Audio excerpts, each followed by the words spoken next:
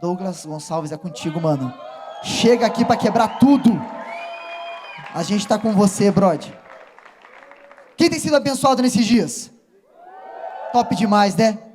E aí vamos continuar sendo, porque Deus vai derramar grandes coisas ainda, através aqui desse homem de Deus que a gente admira tanto. E tem chegado. Deus abençoe, mano. É tudo seu, quebra aí. Boa noite. Quer dizer que é uma honra muito grande estar aqui. Obrigado, pastor Sandro, pelo contato e o carinho e a hospitalidade. Muito bom, estou aqui desde ontem, sendo muito abençoado. E é uma honra conhecer o Thiago também, prazer, fui muito abençoado nas mesas, nas conversas. Meu nome é Douglas, sou lá do interior de São Paulo, Bragança Paulista, casado com a Valéria, pai da Luísa e do Davi. E eu e a Val, a gente coordena um movimento chamado Jesus Cop, que tem pregado por toda parte aí que você é uma cópia de Jesus. E o púlpito que Deus tem nos dado para a gente pregar é a internet, são as redes sociais, tem sido muito legal, Deus tem aberto muitas portas. E se você é alguém conectado, depois você procura lá, Jesus Cop, todas as redes sociais. Quem aqui já viu um vídeo do Jesus Cop? Levanta a mão assim para eu ver. Se alguém ao seu lado não levantou a mão, chama ele para aceitar Jesus aqui. Tô brincando. Mas se você não viu, depois você procura lá. Tenho certeza que vai te abençoar. Abra sua Bíblia em Lucas, capítulo 10. Lucas 10. Enquanto você abre, eu queria mostrar um material aqui, o Arthur vai trazer, bem rapidinho. Lucas, capítulo 10. Tem lá, o que ainda tem lá é o boné do Jesus Cop. Tem lá, se você é um mano de Cristo. Tem lá, bem legal. Tem algumas camisetas lá do Jesus Cop. Tem esse aqui que é todo do logo e tal, com o Jesus Cop no bolso, bem legal. Essa aqui, a gente fez uma série sobre o reino de Deus. Aí essa aqui é Princesa do Reino de Deus. Isso aqui é para menina, tá? Só pra gente estabelecer uma regra aqui nas compras. É princesa. Aí tem essa aqui que é Cultura do Reino, Kingdom Culture. E é quando o céu desce na sua cabeça. Aí esse é de menina e tem a masculina, que é com o rapaz. Tá? Tem lá atrás. E tem essa daqui, que a gente fez. Foi o tema de um evento. Estamos em guerra contra o pecado. Aí tem alguns livros lá. Tem o livro do Jesus Cop. Tem Jesus Faz a Diferença Através de Você, que é um devocional de 50 dias. Bem legal, com 50 desafios. E o Avivamento do País de Gales. E tem as Bíblias do Jesus Cop lá. Essa aqui é na NVT, a nova versão transformadora da Mundo Cristão. Essa e essa, com o logo do Jesus Cop. E essa daqui é na Almeida, aquela mais tradicional. Essa de coração, tem tudo lá. Depois, no final, você dá uma olhada lá. Valeu, Arthur. Lucas 10, verso 25. Quem achou, diga, eu amo a Bíblia. Quem não achou, diga, eu também. Lucas 10, 25. Olha só o que diz. Então, se levantou certo doutor da lei que para colocá-lo à prova disse, mestre, que devo fazer para ter a vida eterna? Jesus lhe perguntou, o que está escrito na lei? Como lês? Ele lhe respondeu, amarás o Senhor teu Deus de todo o coração, com toda a alma, com todas as forças, com todo o entendimento, e o teu próximo como a ti mesmo. Disse-lhe Jesus, respondeste bem, faze isso e viverás. Ele, porém, querendo justificar-se, perguntou a Jesus, e quem é o meu próximo? E Jesus lhe respondeu, um homem descia de Jerusalém para Jericó e caiu na mão de assaltantes, que o roubaram e depois de espancá-lo foram embora, deixando-o quase morto. Por acaso um sacerdote descia pelo mesmo caminho e vendo-o passou longe. De igual modo também um levita chegou àquele lugar e quando o viu, passou longe. Mas um samaritano que ia de viagem aproximou-se e vendo-o encheu-se de compaixão. E chegou perto dele, enfaixou suas feridas, aplicando-lhe azeite e vinho e pondo sobre a sua própria montaria. Levou-o para uma hospedaria e cuidou dele. No dia seguinte, pegou 2 denários, entregou-os ao hospedeiro e disse, cuida dele, quando voltar te pagarei tudo o que gastares a mais. Qual desses 3 te parece ter sido próximo do que caiu na mão de assaltantes? O doutor da lei lhe respondeu, aquele que teve misericórdia dele. Então Jesus lhe disse, vai e faz o mesmo. Prosseguindo viagem, Jesus entrou num povoado. E uma mulher chamada Marta recebeu em casa. Sua irmã, chamada Maria, sentando-se aos pés do Senhor, ouvia a sua palavra. Marta, porém, estava atarefada com muito serviço e, aproximando-se, disse, Senhor, não te importas que minha irmã me tenha deixado sozinha com o serviço? Dize-lhe que me ajude. E o Senhor lhe respondeu, Marta, Marta, estás ansiosa e preocupada com muitas coisas, mas uma só é necessária. E Maria escolheu a boa parte, e essa não lhe será tirada. Feche seus olhos. Papai, obrigado pela tua palavra, pelas tuas escrituras sagradas. E obrigado por a gente poder aqui se reunir e mergulhar na tua palavra, Senhor. Quero te pedir, abre o nosso entendimento, Senhor. Renova a nossa mente, Pai. Que a tua palavra seja como uma espada afiada, Senhor. Que penetre o nosso coração, Senhor. Não para nos matar, Senhor, mas para fazer uma cirurgia em nós, Pai. Arrancando toda a mentira que há em nós e colocando a tua verdade no lugar, tua verdade que liberta, Senhor. Pai, eu te peço, Senhor, mais uma vez, como o Senhor tem feito durante todos esses dias e durante todo esse dia, Pai, fala conosco mais uma vez, Senhor Jesus, naquilo que ainda precisamos, Pai, no nome de Jesus. Amém. Muito legal esses textos, e a Bíblia toda é assim, mas eu vejo de forma muito clara em Lucas o quão intencional ele é nas histórias e na sequência das histórias. E imagina que vocês estivessem fazendo uma série aqui na igreja, uma série sobre o livro de Lucas. E aí o pastor iria pregar num domingo sobre Lucas 10, 25, que é essa parábola do bom samaritano. E aí ele vai pregar para você sobre essa parábola e qual é a moral dessa parábola. Qual é a aplicação dessa parábola? É você entender que o bom samaritano, o samaritano que descia era inimigo daquele que estava caído. Aquele que estava caído odiava o samaritano. Só que o samaritano, mesmo aquele cara caído, sendo um inimigo dele, para e ajuda o cara, e gasta dos recursos dele, e para a viagem dele, põe na montaria dele, gasta tempo, dinheiro, gasta influência, gasta tudo com um cara que odiava ele. E aí qual seria a aplicação naquele domingo? Gente, nós temos que amar os nossos inimigos. Lembra aquela menina que te odeia? Você tem que ajudar ela. Você tem que amar ela.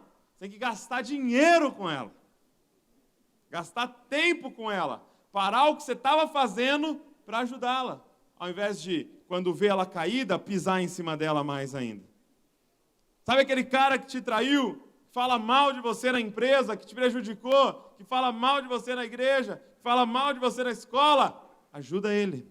Ama ele. A gente tem que ser como o bom samaritano. E essa seria a moral. Nós temos que fazer alguma coisa, gente. Nós temos que arregaçar as mangas e amar os nossos inimigos. Amém? E aí, a gente iria para casa naquele domingo. E aquela semana, o desafio da semana seria amar. Amar os inimigos, arregaçar as mangas, gastar dinheiro, gastar tempo, gastar o que fosse necessário para amar os nossos inimigos. E aí a gente vem domingo que vem. E no domingo que vem é a sequência. E na sequência, Jesus vai, então, para a casa de Marta e Maria. E aí, chegando lá, nessa casa, ele encontra essas duas irmãs. E entenda, quando Jesus ia para a casa de alguém, ele não ia sozinho. Então, quando ele falasse assim, se Jesus falasse assim, cara, posso ir lá almoçar na sua casa? Tinha uma pegadinha, entendeu? Quando ele chegava, tinha 12 com ele. Então, você imagina como Marta, que provavelmente era a dona da casa, estava. Com pelo menos 13 visitas. E ela estava correndo de um lado para o outro. Ela estava preparando comida para eles. Ela devia estar preparando um lugar para eles dormir. Ela devia estar arrumando as coisas, correndo de um lado para o outro. E aí, a irmã dela, que deveria ajudá-la, estava o quê? Sentada. Na sala. Ouvindo Jesus falar. E ela correndo de um lado para o outro, e ela correndo de um lado para o outro. De repente ela passa na sala e ela vê a forgada sentada. E ela correndo. E ela com as mangas arregaçadas, servindo, suando, gastando os recursos dela, gastando o tempo dela, amando para servir. E aí ela para e aborda Jesus e fala: Jesus, deixa eu interromper sua pregação aí. Jesus, eu estou correndo de um lado para o outro, que nem uma louca, né? Amando, servindo, fazendo a obra. E minha irmã sentada aí. Fala para minha irmã se levantar e vir me ajudar. E se a gente seguir a lógica do bom samaritano, quem que Jesus exaltaria e quem que Jesus repreenderia? Quem é que se parece mais com o bom samaritano nessa história de Marta e Maria? Marta. Quem está gastando tempo, quem está gastando recurso, quem está suando para servir e amar é quem? Marta. Só que aí Jesus dá um nó na nossa cabeça. Porque ele pega e repreende Marta. Ele fala: Marta, Marta, por que você está correndo de um lado para o outro, tentando servir todo mundo, tentando amar todo mundo, tentando gastar e suar? Marta, Marta, por que você está tão inquieta com tantas coisas como uma só importa? E Maria escolheu a boa parte. E aí a moral da história desse domingo é: não vamos fazer nada então. Vamos sentar aqui, ó. Sentar aqui, fica aqui sentado. E agora? Ele repreende quem está servindo e exalta quem está sentado. E aí você fica nesse impasse e fala: mas Jesus, o que a gente faz afinal? A gente arregaça as mangas e serve como aquele bom samaritano fez? Ou a gente só fica sentado amando e sendo amado como Maria fez? Como é que faz? E o que eu acho lindo nessa história é que o que Lucas estava tentando nos mostrar, na verdade, é duas formas de abordar Jesus. Nessas histórias, não é que elas se contradizem, é porque Lucas estava mostrando duas formas de abordar Jesus. Existem dois tipos de pessoas que abordam Jesus. E talvez esses dois tipos de pessoas estejam aqui hoje. A primeira forma de abordar Jesus, que Lucas vai mostrar, é a forma do doutor da lei. Ele chega para Jesus e ele diz assim no verso 25: Então se levantou o certo doutor da lei, que para colocá-lo à prova disse: Mestre. Então a primeira forma de enxergar Jesus é como mestre. Diga comigo, mestre. Então ele chega para Jesus e o aborda como mestre. Mestre. E a pergunta para o mestre é sempre a mesma. Quando você enxerga Jesus como mestre, você tem uma pergunta para ele. E talvez é a pergunta que trouxe um monte de gente.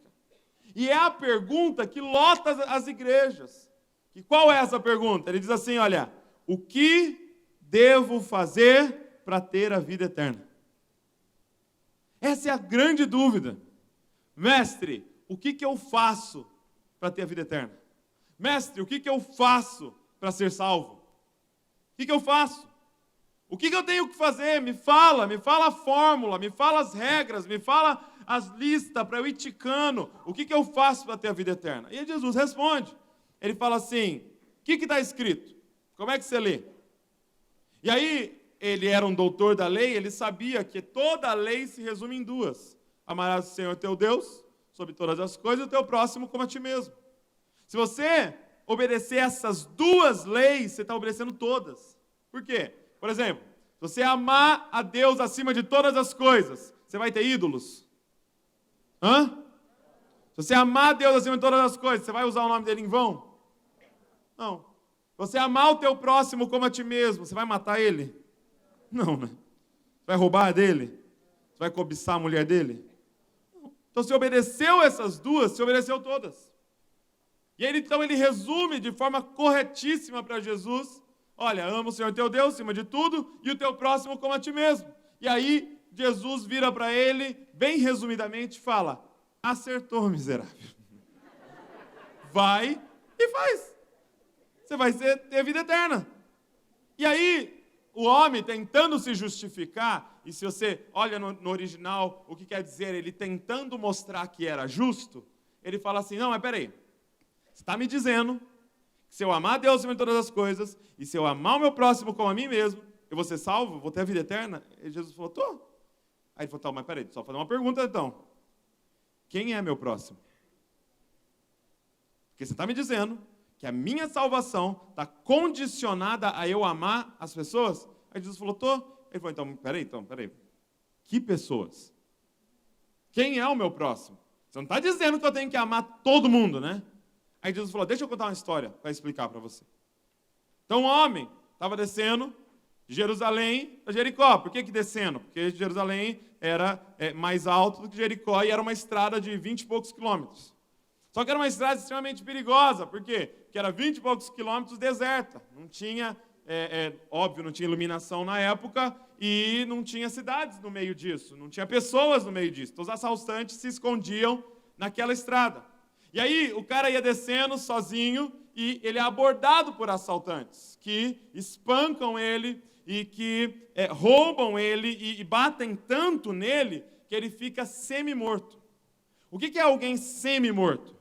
É alguém que está num estado que você olha, você não sabe se está vivo ou se está morto. Ele estava desacordado, ou talvez podia colocar desmaiado. Ele estava de um jeito largado, sangrando, pelado, que não dava para saber se ele estava vivo ou morto. E aí Jesus fala assim, e aí vem descendo um sacerdote. E esse sacerdote, quando vê o homem, ele desvia e vai embora. Por quê? Por que ele não para ajudar o homem? E é interessante porque uma das explicações mais lógicas de por que ele não para é porque um sacerdote, ele servia diante de Deus. Um sacerdote, ele entrava no templo e fazia todo o serviço diante de Deus. Ele ministrava as ofertas diante de Deus. Só que, se ele tocasse em alguém morto, ele ficaria impuro. Se ele relasse no morto, ele ficaria impuro por 7 dias e não poderia fazer nada no templo por 7 dias, por ter relado no morto. Então, provavelmente, ele estava descendo, ele viu o cara. Agora, está vivo? Está morto? E se eu tentar ajudá-lo e descobrir que ele está morto, eu não vou poder prestar o culto. E se eu tentar ajudá-lo e quando eu relar nele eu ver que não tinha como ajudá-lo, que ele estava morto, eu não vou poder prestar o culto. Então, em nome de Deus, eu passo de largo. E aí vem descendo um levita, e provavelmente é o mesmo raciocínio, porque ele era responsável também pelo serviço no templo. Ele que carregava o piano, é ele que fazia o trabalho pesado no templo. E a mesma coisa, se ele tocasse e fosse um morto, ele ficaria impuro. Então, em nome de Deus, eu passo de largo. E sabe, gente, quantas vezes a gente faz isso? Alguém nos pede ajuda e você fala, poxa, mas é bem no horário do culto. Não vai dar. Domingo você precisa de ajuda? Pô, vai mudar no domingo? Eu disse, perdão, domingo é meu dia de ir na igreja. Só que o que aquele sacerdote não entendeu é que Deus prefere obediência, que é ajudar o próximo, do que sacrifício. O que aquele cara não tinha descoberto ainda, aquele sacerdote, é que culto para Deus era parar naquele momento e ajudar aquele cara. Que aquilo era adoração, e o que Deus mais queria era que ele parasse e ajudasse aquele homem. E o sacerdote não para, o levita não para, e de repente Jesus, que sabia provocar, coloca um terceiro elemento na história. E ele fala que vem descendo um samaritano. E por que era provocativo colocar um samaritano? Porque aquele homem que estava no chão, um judeu, odiava o samaritano. Mas odiava muito. Por quê? Porque o samaritano eram os caras que era de origem judia, mas que se misturaram com os gentios e casaram com o povo pagão. Aí misturou a religião de judeus com a religião de pagão, e era uma mistura. E eles achavam aquilo abominável, e eles odiavam aqueles caras. Você tem uma noção? Os judeus assim mais ortodoxos, eles oravam de manhã, quando acordavam. Senhor, obrigado porque eu não nasci samaritano. Tem uma noção? Você tem uma noção? Quando em João, os caras estão bravos com Jesus, e Jesus está lá pregando, e eles estão bravos com Jesus, e eles querem xingar Jesus. Aí eles querem achar um xingamento, assim, do pior que eles pudessem achar. E aí eles estão ali, e eles falam, Jesus, seu samaritano. Para eles era um xingamento ser chamado de samaritano. E Jesus coloca esse cara descendo no caminho. E ele está descendo, e ele avista o homem caído. E aí Jesus fala assim, e aqui é o que complica tudo. E ele, movido de compaixão, parou para ajudar aquele cara. O que Jesus estava dizendo é que não somente ele parou para ajudar, porque ele achava que era o certo a fazer, porque ele aprendeu na religião dele, porque a mãe dele ensinou isso para ele, não. Jesus colocou uma palavra que complica tudo. Ele diz, aquele homem, movido de compaixão, parou. Ou seja, ele está dizendo que o coração daquele homem queria parar. Ele está dizendo que aquele homem amou aquele que estava caído no chão. O coração dele se encheu de compaixão por alguém que odiava ele. E ele para e começa a ajudar esse homem. E ele pega dos recursos dele, do óleo dele, do vinho dele, e ajuda ali nas feridas, enfaixa as feridas, põe na montaria dele, leva para a hospedaria. O que dá a entender é que ele dorme na hospedaria com o cara. Com alguém que odiava ele. Ele dorme ali, no outro dia, ele pega dinheiro e paga. Aqui, ó, o tratamento do cara. E ele ainda promete uma visita depois. E eu vou voltar para ver como é que ele está. E se você gastou algo a mais, eu vou cobrir o resto dos custos de alguém que odiava ele. E aí Jesus pega aquele doutor da lei e faz a seguinte pergunta: quem é que foi o próximo daquele homem que estava caído? E aquele doutor da lei odiava tanto o samaritano que ele não tem a capacidade de responder o samaritano. Você reparou? Ele responde assim, olha a resposta dele. No verso 37. O doutor da lei respondeu, aquele que teve misericórdia dele. Se eu fosse Jesus, eu falava, mas qual que foi que teve misericórdia dele? Ele fala, o terceiro. Mas qual foi o terceiro? O último. O cara não fala o samaritano. Ele não tem a capacidade de falar a palavra. Qual foi que foi o próximo daquele homem? Quem que viveu de tal forma a herdar o reino de Deus, a herdar a vida eterna? E ele diz, o que teve misericórdia dele. Jesus vira para ele e fala, então vai e faz o mesmo. E você vai ter a vida eterna. Sabe o que Jesus estava dizendo com esse texto? Sabe o que Jesus estava dizendo com essa história? Você chega para mim e me aborda como um mestre e me faz a seguinte pergunta, o que eu preciso fazer para ter a vida eterna? E eu quero falar o que você tem que fazer para ter a vida eterna. Mas aquilo que você tem que fazer para ter a vida eterna, você não tem capacidade de fazer. Então você nunca vai herdar a vida eterna. Porque o que eu tenho para você fazer para você herdar a vida eterna não é somente um comportamento, mas é um coração. E o seu coração não tem a capacidade de fazer o que você precisa fazer. O que Jesus estava mostrando para aquele homem é, vai e faz igual esse samaritano fez. Agora, fazer o que ele fez dá para fazer. O problema é ter o coração que ele tinha. Porque dá para você mandar no seu coração? Porque parar para ajudar alguém caído a gente consegue. Agora, ter compaixão de alguém que nos odeia, você não tem controle. Por exemplo, lembra alguém que você odeia aí? Lembra alguém aí que você não gosta? Vai odiar muito forte, crente não odeia ninguém. Alguém que você não gosta, você não vai com a cara. Lembra alguém que você não vai com a cara aí? Lembra aí? Aquela menina metida demais. Aquele cara lá. Lembra alguém? Lembrou? Quem lembrou? Levanta a mão assim. Aí, os caras estão tão honestos. Lembrou de alguém que você não gosta? Você não vai com a cara. Lembra aí. Fica com a imagem dela na cabeça e dele na cabeça. Beleza? Vamos lá agora. Eu vou contar até 3. Vou estralar meu dedo. Você precisa começar a amar essa pessoa agora, tá bom? 1, 2, 3. Agora. Meu dedo nem... Deu certo? Não? Olha, obrigado, gente. Deu certo? Porque a gente tem um problemão na mão. Nós não temos controle sobre o nosso coração. E Jesus está falando para aquele homem: você quer herdar a vida eterna? Você quer que eu te fale o que você tem que fazer para herdar a vida eterna? Mas o problema é que o que eu tenho para você fazer para herdar a vida eterna, não tem como você fazer. Ou seja, não vai dar certo, gente, se a gente chegar aqui e abordar Jesus como um mestre. Essa pergunta não existe. Mestre, o que eu tenho que fazer para herdar a vida eterna? Jesus ia responder para você: o que eu tenho para você fazer, você não consegue fazer. Porque você não tem capacidade de mandar no seu próprio coração.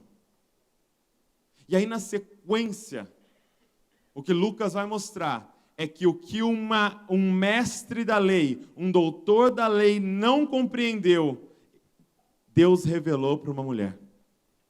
Deus revelou para uma mulher que na época provavelmente era analfabeta, que não tinha nenhum por cento do conhecimento daquele doutor da lei. Deus então revela para aquela mulher. E aí Jesus entra nessa casa dessa mulher chamada Marta e que tinha uma irmã chamada Maria. E olha o que diz no verso 38. Prosseguindo viagem, Jesus entrou num povoado e uma mulher chamada Marta recebeu em casa. Verso 39. Sua irmã, chamada Maria, sentando-se aos pés do Senhor, ouvia a sua palavra. A primeira forma de abordar Jesus é mestre. A segunda forma de abordar Jesus é Senhor. A primeira forma de abordar Jesus é: mestre, o que eu preciso fazer para ter a vida eterna? Mas o que essa mulher entendeu é que ela não precisava de um mestre para falar para ela o que fazer. Ela precisava de um Senhor para refazer ela. Porque aquilo que esse mestre tem para você fazer, o seu velho homem não tem a capacidade de fazer. E aí eu fui olhar o que significa Senhor. Qual era a palavra para Senhor aqui? E é muito louco, porque a palavra para Senhor aqui, uma palavra que a gente conhece, é Yeshua. Na verdade, no original está escrito: sua irmã chamada Maria, sentando-se aos pés de Yeshua, ouvia a sua palavra. E o que significa Yeshua? Yeshua significa Jeová é a salvação. Gente, tem duas formas de abordar Jesus. Ou você chega para ele e fala, mestre. Ou você chega para ele e fala, minha salvação. Essa mulher entendeu que não era um mestre que estava entrando na casa dela, que ela tinha que buscar por uma lista de regras para obedecer. Que quem estava na casa dela era a salvação encarnada. Então ela tinha que se jogar nos pés dele. Como você está abordando Jesus? Como você chega até Jesus hoje aqui? Você está falando para ele, mestre, o que eu preciso fazer para dar a vida eterna? Ou você já entendeu que, na verdade, você precisa de um Salvador para refazer a sua vida, cara? Para você nascer de novo, para você recomeçar, para fazer uma cirurgia cardíaca, arrancando o seu coração e colocando um outro coração, cara. Porque o coração que você tem não tem a capacidade de fazer o que você tem que fazer. Sabe, essa mulher entendeu de tal forma que todas as vezes que aparece Maria na Bíblia, ela está fazendo algo muito peculiar. Olha só, aqui em Lucas 10, verso 39, sua irmã, chamada Maria, sentando-se aos pés do Senhor, ouvia a sua palavra. Dá uma olhada em João, abre em João, capítulo de número 11. João 11, vai aparecer Maria de novo, quer ver? Verso 32, João 11, 32. Aqui, Lázaro tinha morrido, Jesus espera Lázaro morrer para ir lá para a cidade de Lázaro, aí ele chega lá, e Maria e Marta eram irmãs de Lázaro. E aí ele chega, Marta corre para falar com ele, e aí Jesus manda chamar Maria. E aí Maria vem ao encontro dele, ela em luto, porque o irmão tinha morrido, e olha o que ela fala, olha o que ela faz em João 11:32. Ao chegar ao lugar aonde Jesus estava e vê-lo, Maria lançou-se aos pés e disse. Aonde que ela se lançou? Aos pés. Aí aparece Maria mais uma vez na Bíblia, e é a terceira vez que ela aparece, no capítulo 12 de João, na sequência. Olha só. 6 dias antes da Páscoa, Jesus foi para Betânia, onde estava Lázaro, a quem ressuscitara dos mortos. Ofereceram-lhe ali um jantar. Marta servia e Lázaro era um dos que estavam à mesa com ele. Então Maria, tomando um frasco de bálsamo de nardo puro, de alto preço, ungiu os pés de Jesus. Maria tinha um lugar favorito. Todas as vezes que citou o nome de Maria na Bíblia, ela estava no mesmo lugar. Porque ela descobriu que aquele homem não era um mestre. Que aquele homem era o Salvador do universo. E quando você descobrir quem ele é, só tem um lugar para a gente viver, cara. Aos pés dele. Sabe, a gente continua tratando ele como um mestre, cara. E a gente entra aqui de pé, falando, mestre, me fala, o que eu faço? Me dá as ordens aí, o que eu faço para herdar a vida eterna? Quando você descobrir, cara, que não tem nada que a gente possa fazer. Quando você descobrir que não dá para fazer nada. Que a nossa dívida é tão grande que não dá para fazer nada. E você descobrir que quem está aqui é aquele que vai fazer tudo, cara. É aquele que fez no seu lugar, cara. Quando você descobrir que ele está nesse lugar, não tem outro lugar para a gente estar, senão lançado aos pés dele, adorando ele. Cara. Essa passagem, ela pega um perfume caríssimo. O perfume valia, sabe quanto? 300 dias de trabalho. 300 dias de trabalho. Seria mais ou menos hoje, vai, uns 15 mil reais. O que a galera diz sobre essa passagem, né? Os estudiosos dizem que provavelmente foi herança dela. Provavelmente os 3 irmãos eram órfãos. O pai e a mãe deviam ter morrido com alguma coisa, porque não cita os pais dele. Marta, solteira, era dona da casa. Então, provavelmente, a herança daquela mulher que os pais deixou era aquele perfume. E é muito louco que esse perfume era usado em 2 ocasiões. Ou a mulher guardava esse perfume para o dia do sepultamento, para usar ele para um sepultamento, e até o texto diz que ela estava preparando o corpo de Jesus para o sepultamento, mas tinha um segundo uso desse perfume. Ou a mulher usava no dia do casamento dela. As mulheres guardavam esse perfume especial, caríssimo, para o dia do casamento dela. E é muito louco porque isso revela algo.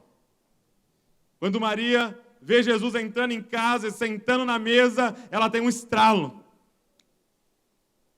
Ela vai no quarto dela, ela acha a herança dela, ela vai para a sala, e aquilo que ela faz, cara, é uma afirmação. É como se ela estivesse dizendo, sem abrir a boca, eu achei o meu noivo. O meu noivo chegou em casa. Esse perfume já não faz mais sentido se não derramar ele aos pés do meu noivo. Quem é Jesus, cara? Sabe, se você olhar para a posição de Maria nas 3 passagens, o problema é que na parábola do bom samaritano a gente sempre se compara com o personagem errado. Porque se você olhar para a posição de Maria nas 3 passagens, as 3 passagens ela está na mesma posição. Como? Onde ela está nas 3 passagens? Jogada no chão, cara. Aí eu te pergunto, na parábola do bom samaritano, com quem que Maria se parece? Quem é o personagem que está na mesma posição de Maria? O homem. O homem que descia de Jerusalém e que é encontrado por assaltantes e é espancado e é jogado no chão.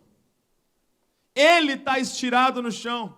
O que Maria entendeu, e aquele doutor da lei não havia entendido, é que nós somos esse homem jogado no chão, cara, que descia na estrada da vida e fomos espancados por um assaltante chamado pecado. Ele nos assaltou e ele nos espancou, cara. O pecado acabou com a nossa vida. E mesmo você estando aqui cheirosinho, bonitinho, nós sabemos que aqui dentro, cara, você está espancado e semi-morto, lançado no chão. E quando você está no chão, lá clamando por misericórdia, vem descendo a religião. E a religião vem descendo e você pensa, finalmente, ela está descendo, ela vai me ajudar, ela vai me salvar. Agora ela vai me ajudar, e você fala, me ajuda. E a religião passa de largo, cara, porque a religião não pode te ajudar. A religião não pode te ajudar, cara. E aí vem descendo os rituais, e os rituais estão descendo, você fala, finalmente encontrei uma forma de me levantar, é só eu fazer isso, ir de domingo, e orar tanto tempo, e fazer não sei o quê, e os rituais estão descendo, você pensa, finalmente algo vai me levantar, e os rituais passam de largo, porque os rituais não podem te levantar, cara. Mas aí vem descendo aquele ao qual nós éramos inimigos, cara. Aquele ao qual nós desonramos, que nós demos as costas, que nós não adoramos, ele vem descendo, cara, e ele, movido de compaixão, decide parar. Ele para. E mesmo nós, semi-mortos, sem nada para oferecer, ele para. Mesmo nós tendo vivido uma vida que insulta ele para, cara. E ele pega dos recursos dele, ele pega do óleo dele, e ele começa a cuidar das nossas feridas na alma, cara. E ele começa a aliviar a nossa dor. Ele coloca a gente na própria montaria dele, e ele leva a gente para um lugar de restauração. E é muito interessante, porque os teólogos dizem que a quantia que aquele homem pagou foi pela estadia daquele cara por 3 dias na hospedaria. É como se ele estivesse dizendo, em 3 dias eu te restauro, cara. Eu pago para você ser restaurado em 3 dias. E é muito louco que ele fala assim, eu deixo um aviso, eu vou voltar. E quando eu voltar, eu vou pagar tudo que faltou para ser pago na sua restauração. Eu vou completar a boa obra que eu comecei. Eu vou voltar. Cara, nós não somos o bom samaritano. Nós somos aquele homem que foi alcançado pelo bom samaritano. Só tem uma esperança para nós, se nós reconhecermos o quão dependentes nós somos dele. O quão desesperadamente dependentes nós estamos hoje aqui, na expectativa e na esperança que ele pare no caminho dele para tocar nas nossas vidas, cara. Cara, como é que você tem abordado Jesus? Como é que você tem se chegado até Jesus? Você tem chegado a ele com uma pergunta, mestre, o que eu preciso fazer para herdar a vida eterna? Ou você tem abordado ele como Salvador? Eu estou aqui desesperado para o Senhor tocar na minha vida e me refazer por completo, porque eu não aguento mais. Quem é você aqui nessa noite? Sabe, eu creio que todas as palavras, todos os louvores, tudo nos guiou até aqui, para esse entendimento. Nós precisamos desesperadamente dele. Desesperadamente. Eu queria chamar aqui o louvor, ou alguém aqui para tocar, para fazer um som aqui, se tiver alguém aí. Não sei se tem alguém aí.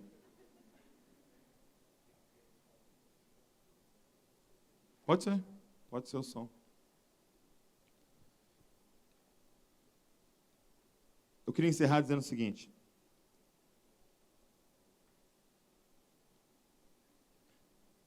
Existe mais um mestre da lei, fariseu, que chega para Jesus com a mesma abordagem. A mesma abordagem. João capítulo 3. Nicodemos chega para Jesus e fala assim: mestre, Rabi, sabemos que tu és mestre vindo da parte de Deus pelos milagres que o Senhor faz. E aí Jesus vira para esse doutor da lei, que sabia tudo da lei, e fala assim: se você não nascer de novo, você não pode ver o reino de Deus.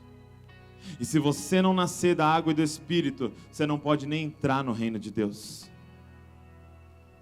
Eu tenho uma verdade para te falar, Nicodemos. Eu sei que você chega para mim como se eu fosse um mestre, mas eu não sou um mestre. Eu sou a salvação com pernas e braços. Eu sei que você chega para mim perguntando o que eu tenho que fazer para ser salvo, mas eu não tenho essa lista para você.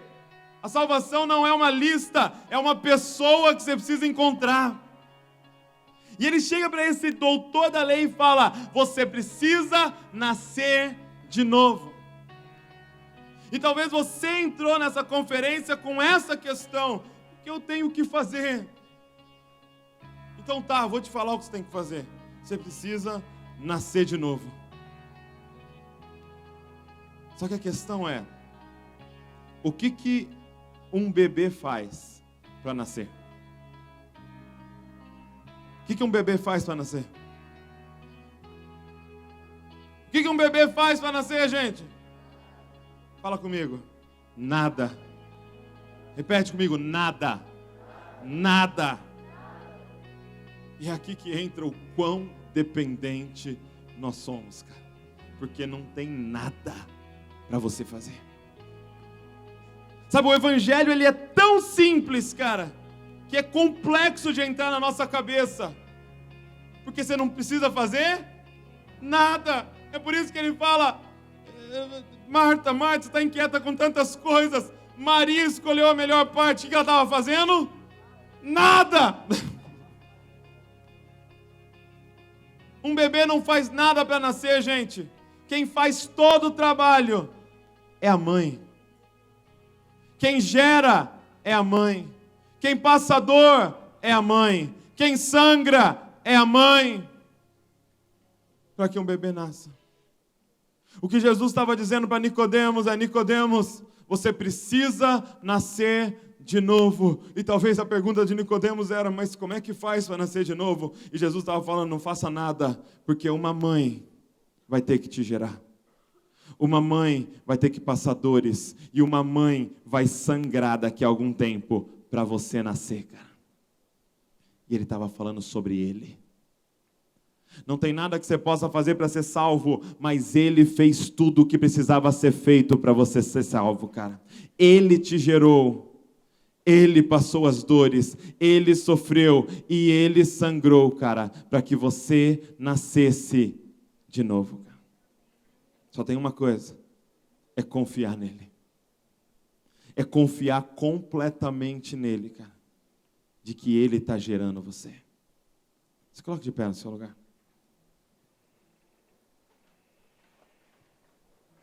Coloque de pé no seu lugar.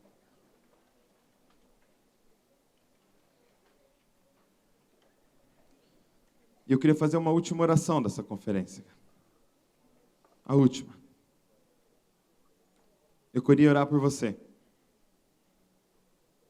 Que mesmo todo esse tempo aqui, você se sente como aquele homem à beira do caminho, cara, por dentro. Apesar de você estar todo bonito aí, com seu cabelo bonito, com a sua roupa. Talvez meio fedidinho aí, por causa do dia inteiro aqui, né? Mas você sabe como é que a sua alma está, cara. Você sabe que você foi espancado. Você sabe que você foi assaltado, cara. E que você está à beira do caminho, mendigando por ajuda. E você procurou em toda parte, cara.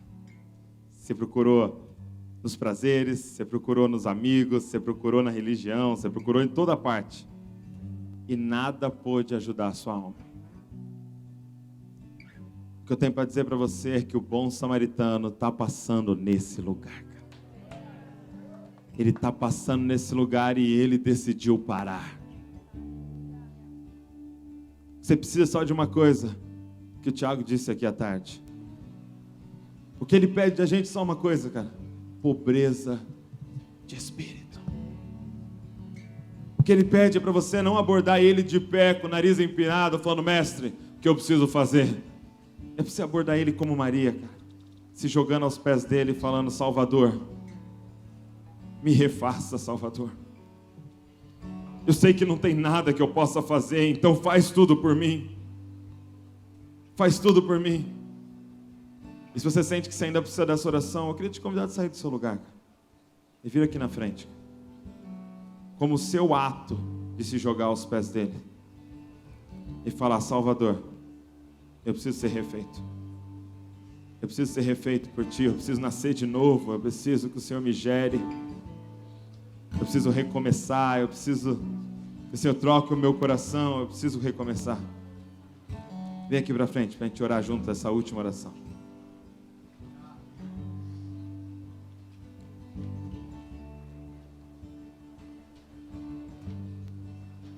Glória a Deus.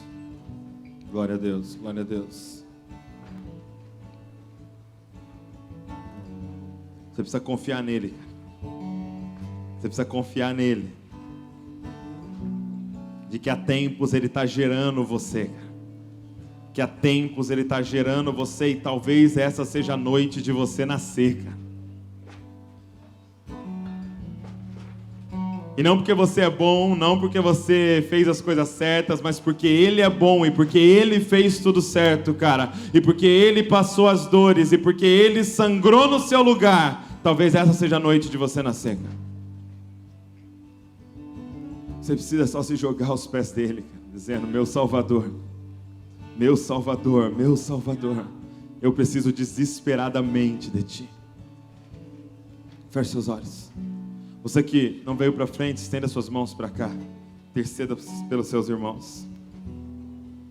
Papai, aqui estão seus filhos, Pai. Que nessa noite venha à frente como um ato de dizer para ti: tu não és um mestre para nós.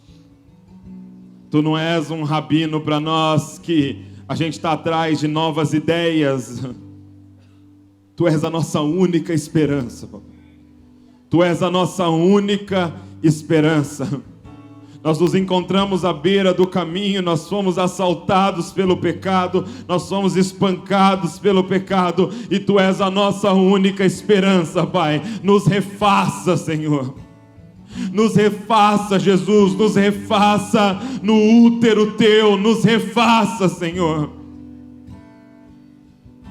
Nos dá mais uma chance de recomeçar como crianças e ver o mundo de uma outra forma a partir da ótica do Teu reino, Senhor. Nos refaça.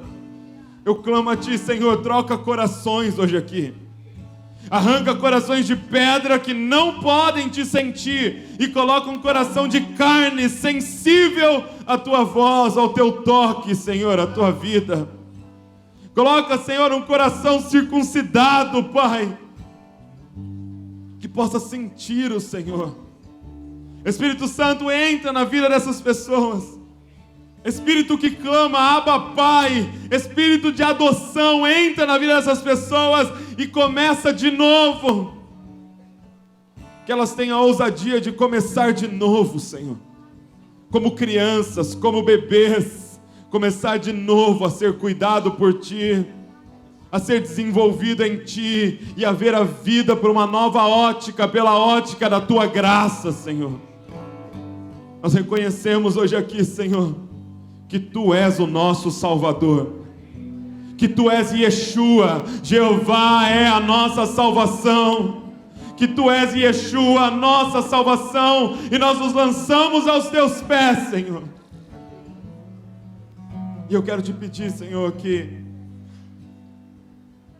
não seja um ato apenas dessa noite, Pai, mas que assim como aquela mulher chamada Maria, que nós tenhamos um estilo de vida aos Teus pés, Senhor.